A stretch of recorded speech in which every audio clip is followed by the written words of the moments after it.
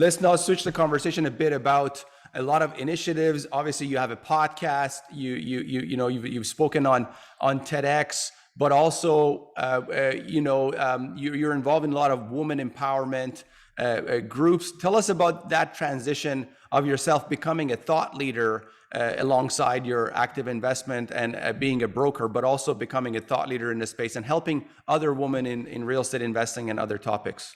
Thank you. That came about, I believe if you live your life with a purpose, then everything else almost happens organically. Like a lot of people, they spend a lot of time, thinking about what is my passion? Where do I want to be? Where do I want to go?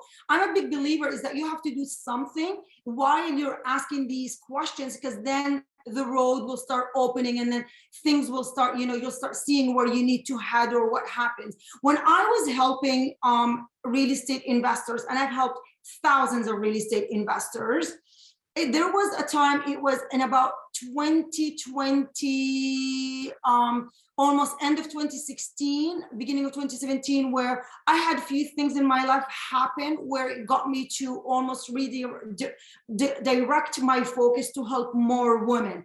And that was where both of my brothers, not even a few years apart, they were in late 30s, had massive heart attacks and a few other things, to the point where I thought to myself, oh my gosh, like, okay, God blessed me and I can have more cars, I can have more houses, but now what do I want to leave? What is the legacy I want to leave? That's the deep questions that we ask ourselves in terms of where I want, even though I'm young, but I guess it hit me much earlier than, what it hit most people. And then I thought, why not go and help more women? Because I never certainly thought that I would be able to become a builder, developer, build houses, and and do all of these things. And I came also from a culture where, women are not even taught to be like, the CEO or like, it's mostly raising a family. Nothing wrong. Like, raising a family is a big job, but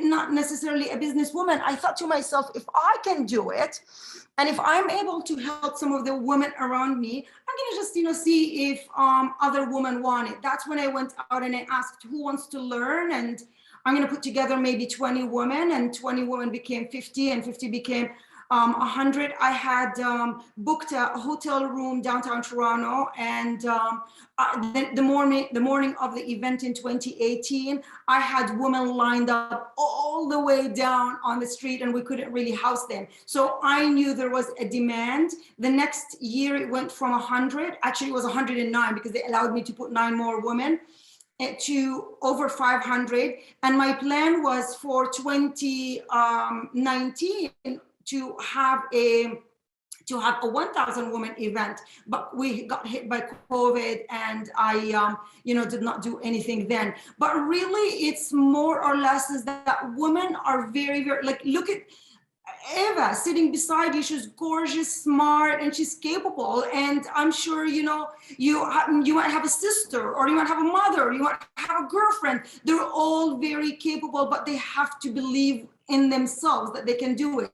The other thing that I found out is that there are so many wealthy women out there, like downtown Toronto, wealthy women that are out there, but don't know what to do with their money. And that's another thing too, is like, why not put it in some real estate of some form, whether it's like somebody like you, they're passive, they don't want to do anything. And there's a lot of them that don't want to do anything, versus those that want to just be active, hands-on type of investors. So it really opened my mind to a lot more things out there that I wasn't really seeing. Got it. And these events, are they more about self-improvement? Are they real estate related? What is the core fundamental? Really real estate focused. They're like, I want the woman to come in there thinking I've got to learn something about real estate. If I haven't, started thinking about real estate, being in that room, I gotta get, going. There was a lady that came about where her husband and her dad are in real estate. Like, her dad is a developer, her husband is a mortgage broker. She came into the room not thinking that she could do this, ended up, within the last couple of years, started building commercial plazas. which is incredible. She never thought that she could do that, but she was empowered after seeing everybody that actually she can do that and maybe lean in on her husband and on her dad's, knowledge.